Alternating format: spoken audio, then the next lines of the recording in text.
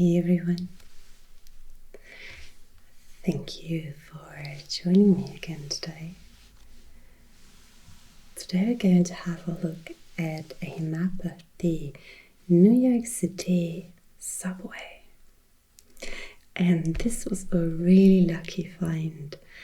I've mentioned before that I sometimes have a look at these public bookshelves throughout Vienna because sometimes people leave their old travel maps in there. And this one was in there, together with a couple of, I think it was maps of Portugal from the early 1980s.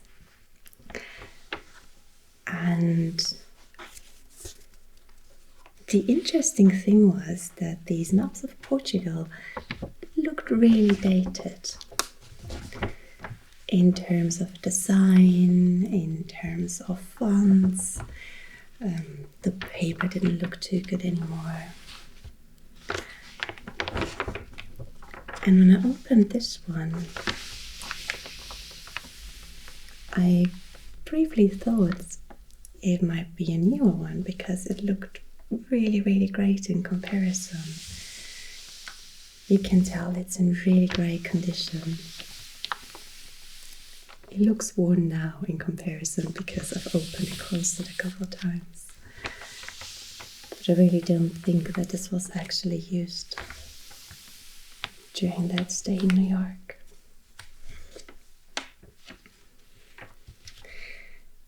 Personally, I also had a hard time dating this map just based on the design of it, on the use of colors. There's nothing about it that to me gives off this like late 70s, early 80s vibe. I'm sure if you are from New York, you might be able to tell. Probably looks very different to the map that's in use now.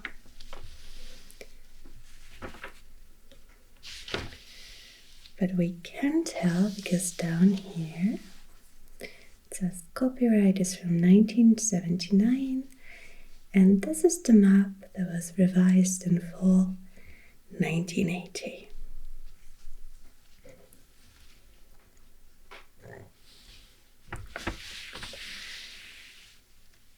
There is in fact also one other clue. Right here, for example, where it says CC. Here we have another double letter, 2 G's. 2 A's. These double letters are not in use anymore. So it definitely has to be from the early 80s.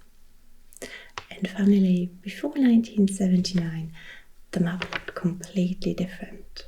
But we'll get to that in a bit. For today, I figured we could just explore this map, have a look at what makes it so special, and figure out how to read it with all these different lines running through. Because the New York City subway map really is quite unusual from any of the other maps I've seen. If you compare it to London, to the one I'm used to from here in Vienna, also the one from Paris, this is a very different system. First of all, with something that is really obvious, is that this one is a map that shows us what the area really looks like. So it's geographically accurate.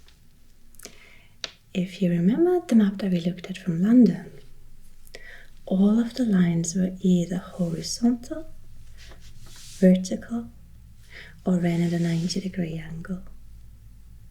That's not the case here. Just have a look at these lines running through Queens with all these curves and angles. This is a very different kind of visual representation. And because I said this was a new map at the time, they did use a more stylized map before that looked like the one in London. But maybe because New York's a bit difficult to represent on such a map, they switched it back to one that's like this here. You might notice that a lot of the lines run through Manhattan. Right here. We have a bit of a knot here in Brooklyn. But in general, there's a tendency for everything to sort of accumulate in this corner. And I guess that's what makes the signs a little tricky.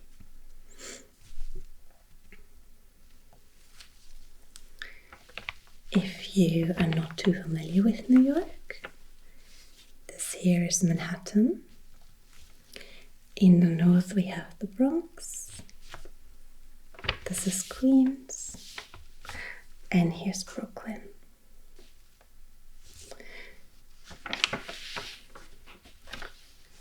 And then here in the south there's also Staten Island. But we don't have a connection to the subway system on Staten Island, hence it's cut off.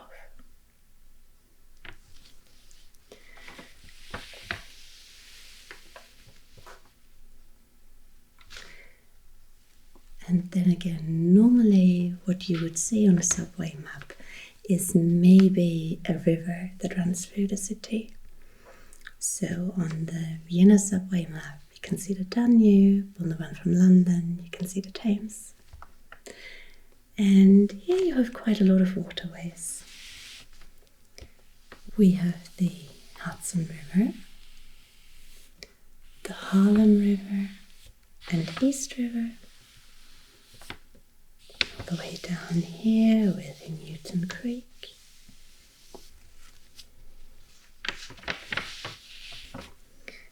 We have the Upper New York Bay and the Narrows, Rockaway Inland, Jamaica Bay, and the Atlantic Ocean, of course.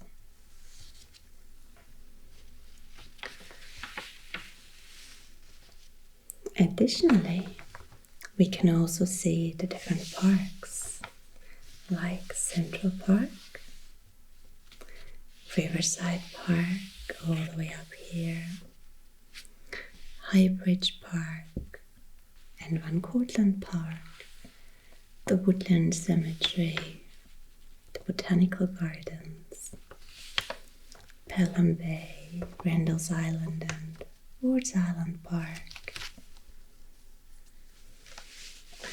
We have the Flushing Meadows Corona Park and Kissona and Cunningham Park.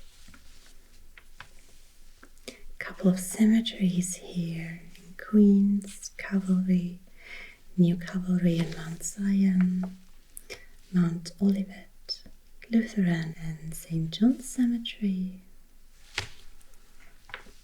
There's Forest Park and Evergreen Cemetery.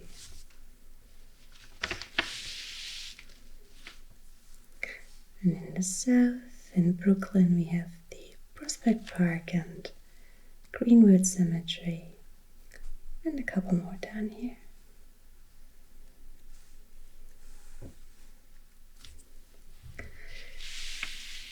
We can also see a couple of landmarks that you might want to visit. For example, down here, the South Ferry takes you to Ellis Island. Another one to Liberty Island with the Statue of Liberty. And the Staten Island Ferry takes you to Staten Island. So that first start is already somewhat unusual for a map. So we get a really nice view of the entire city. And not to forget, of course, there's also the airports. LaGuardia Airport and here, John F. Kennedy International Airport. The subway lines might look a little difficult to read at first.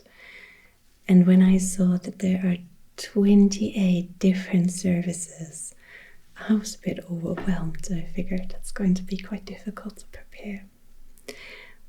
But when you read up on it, it actually becomes quite clear. And a lot of it has to do with the history of the underground system. But we'll get to that in a bit. First of all, let's see what the map itself tells us. Because it says here how to use this map. First of all, the subway operates 24 hours a day. All stations are served at all times, but not all routes operate at all times.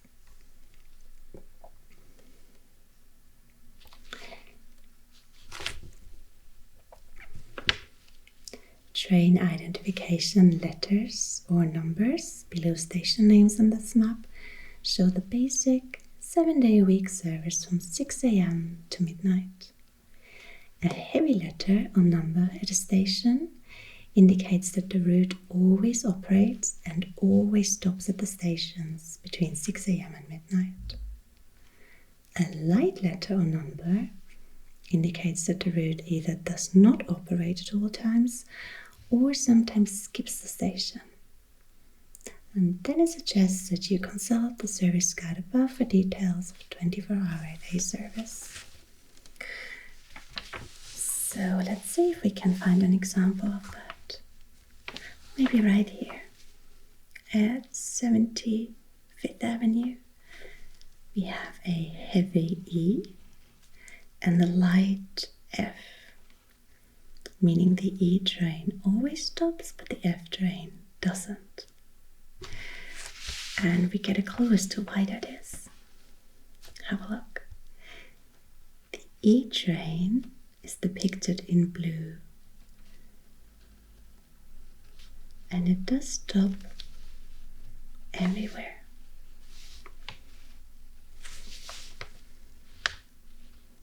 Etc. However, the F train in orange has two different lines, and one of them skips a station right here at the start, 169th Street. The reason for that is that we have a local train, this one here, that stops at every station, just like the E train we just looked at. And then we have an express version that does not stop everywhere. So here it skips 2 stations, and then again it skips 1. And that, of course, is pretty useful, especially during rush hour, and there's a lot of people who might need to get somewhere else quite fast. We have the same system here on the line with the number 7. There's a local train, 1, 2, 3, and the express train. And again, local train, 1, 2, 3, 4, 5, and the express train. Local train 1, 2, 3, 4, 5, and express train. And you can also nicely see that they have a different visual representation. The local train has a round plate, and the express train has a diamond plate here.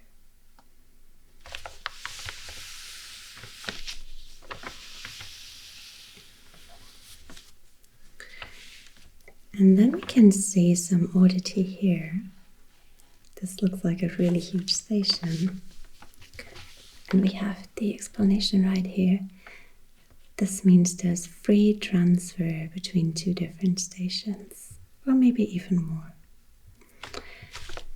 And the interesting thing is that the New York system would count this as 2 different stations, but if you go by international regulations, they would count it as 1 station. And that explains why, depending on which source you're looking at, sometimes the number of stations is given as 471 for all of New York, and sometimes as 424. So almost 50 stations less. There's a simple explanation. The question is just whether these are counted as 2 or as a single one when there's free transfer between the stops.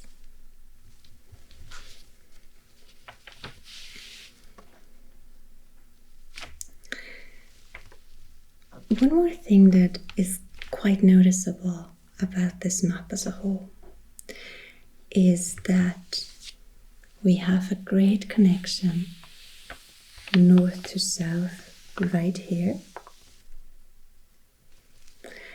and then east to west in Queens and Brooklyn, with Brooklyn sort of diverging a bit here from that overview. But it looks like it's not easy to travel from, say, north in Queens all the way south to Brooklyn.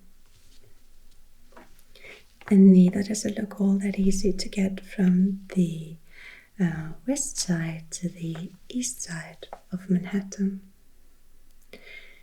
So if that is the journey you want to take, it's best not to take the underground, but to switch to a different mode of transportation. And there's a little detail I've just noticed, something again that is quite unusual for an underground map. It actually tells us here that this is the west side, the upper west side, the upper east side, East Harlem, East Village, Little Italy, Chinatown, etc. I don't think I've seen that on any other underground map. So that's pretty neat, actually.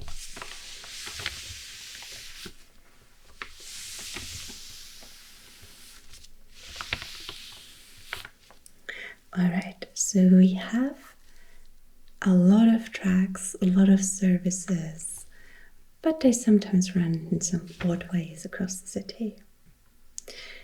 And as I said, there are some historical reasons for it.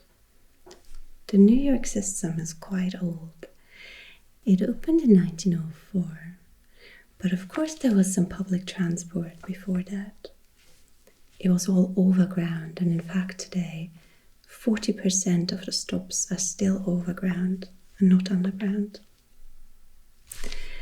Many of them were operated by the Brooklyn Manhattan Transit Company.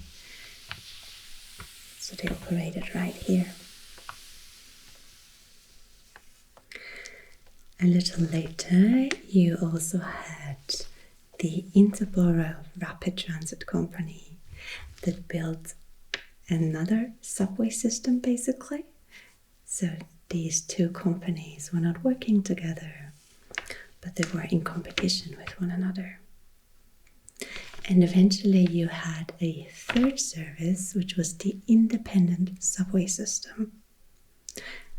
And this is called system because it was not a company. It was run by the city. And in fact, the Interborough Rapid Transit Company too only leased the tracks from the city. But the city built them and the company only operated them, simply because it was quite pricey to build them. And we can actually have a quick look at what that looked like. This is a map from, I think, 1954. Right, here we have the date, 1954. The BMT, so the Brooklyn Manhattan Transit Company, is depicted in orange. You can see it right here. Quite a lot of connections.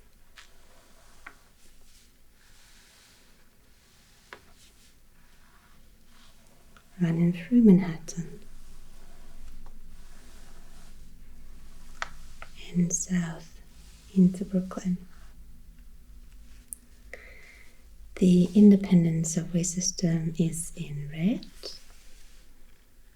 from the Bronx into Manhattan, across into Brooklyn, as well as into Queens. And in blue, we have the Interborough Rapid Transit Company. Also, quite a large number of lines at this point. It's important to note, however, that in the 50s, all of these were already integrated. So at this point, they were not separate companies or systems anymore.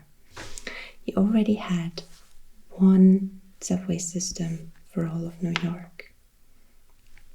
But this is an older map that just kept these different colors as the New Yorkers, I guess, were just used to them and didn't necessarily want the map to change. Today, these colors are not used anymore, but you might still find the letters like BMT or IRT in front of the lines. And that is another oddity that I haven't mentioned yet.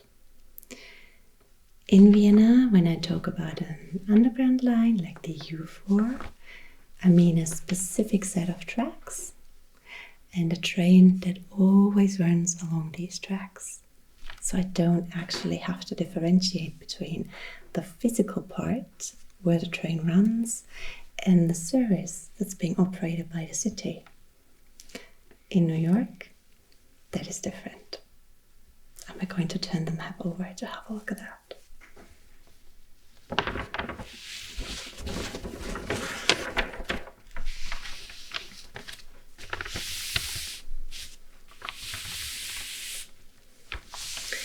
So, I don't know if this is necessarily a clearer map to get an idea of how the transit system works, but it gives us a clue as to how this differentiation works.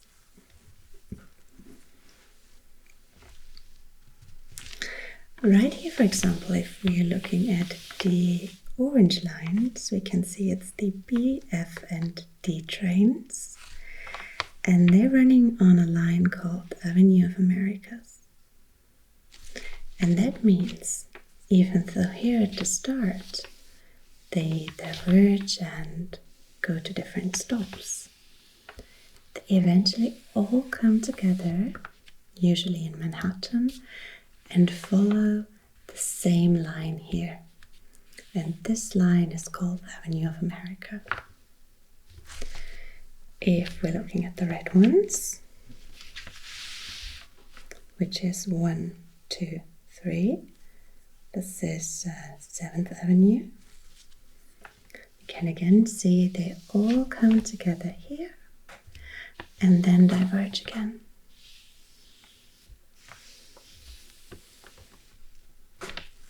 Or here with the green ones, 4, 5, and 6. Different branches coming together in Manhattan and then diverging again.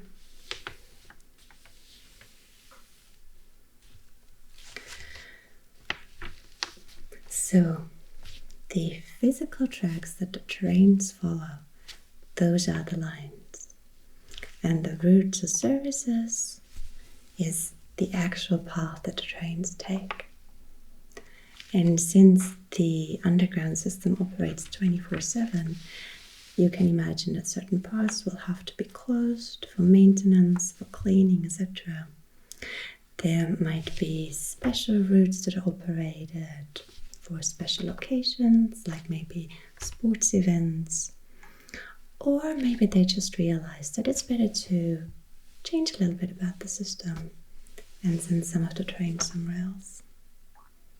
So that is the reason behind the differentiation between lines and routes. And while we don't talk about the BMT or IND or IRT anymore, and the colors aren't being used on the map anymore. There is one other remnant that stuck. And that's the reason why some lines have numbers and some get letters. The numbers like 1, 3, 2, 4, 5, 6, 7. These are the former IRT trains, so the Interborough Rapid Transit Company. Today, these are called the A Division, and the infrastructure is a bit smaller. So they have smaller trains, smaller tunnels, and these get numbers. The former BMT and IND lines, so the Brooklyn Manhattan Transit Company and the Independent Subway System, these are called the B Division, and they got assigned letters A, B, F, D, R, N. Here's a QB. They have a different infrastructure, they're a bit larger, they use different trains, so these actually cannot mix. They're like two different subsystems, A and B Division, for historic reasons, like we just mentioned. And other than that, it's these trunk lines through Manhattan that sort of explain the colors that I used today.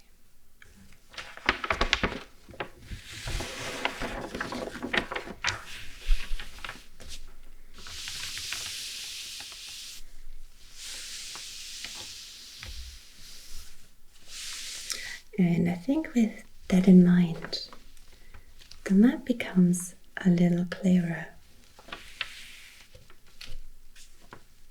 If you want to identify the line, you look at where it runs through Manhattan.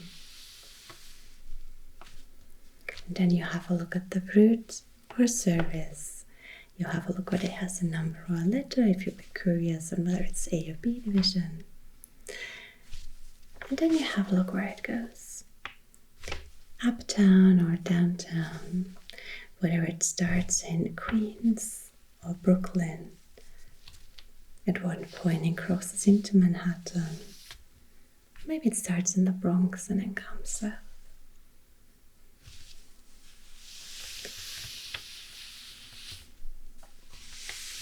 And again, this is not the newest version of the map. I am sure it's also not the actual state of the underground. After all, 1980 was quite a while ago, and I'm sure lots of things have changed in the meantime. But the map ultimately doesn't look too different today. And I think it's actually a really beautiful design and something that allows you to spend a lot of time exploring the different parts. And on top of that, unlike other underground maps, it gives you a good idea where you actually are and where you're going, which is not a bad thing when you're a tourist. If you've been to New York, do let me know how you liked using this map and whether you thought it was useful. I imagine it's quite a different experience. But for today, I suggest we fold this up again and I'll let you go to sleep.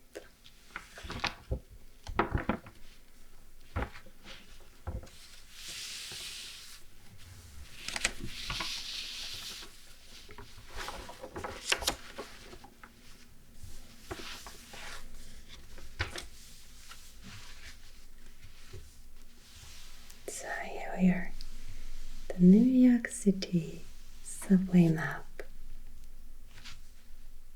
I think that was pretty interesting. I hope you enjoyed it too. For now, thank you for watching. Sleep well, and I'll see you again next week.